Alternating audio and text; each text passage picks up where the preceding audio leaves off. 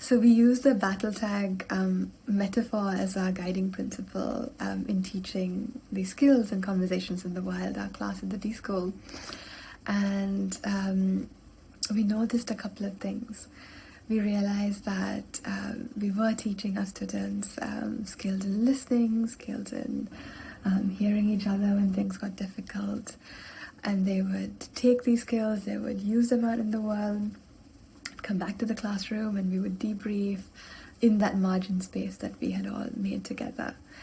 And then when we upped the level of difficulty in the exercises we assigned to them, we noticed that people were actually reverting to some of the more habitual patterns that they had been used to dealing with conflict. And the second we saw that, we dialed things back, and we really focused on supporting our students in returning to a place of recognizing their own capacities and their skills, and staying with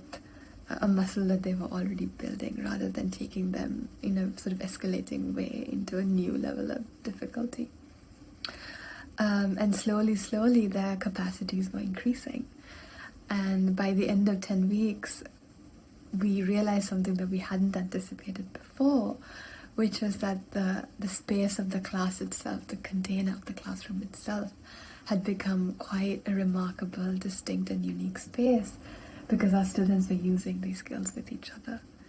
And any of us, including me and Yuri, could walk into the virtual Zoom room and have a high degree of confidence that when anyone spoke, there were 10 to 12 people listening for what we were really trying to say. And they started to comment on the fact that that space felt different from other spaces that they had been to. And the more accustomed they became to being heard and hearing each other, the more they were going out in the world and applying these skills with their families, in the university itself, in their everyday lives outside the classroom. And this was a deep source of inspiration for the two of us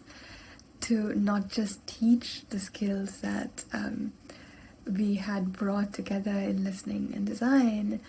but to also create spaces in which people could experience what it was like to inhabit a community where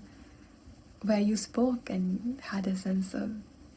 confidence that you'd be heard,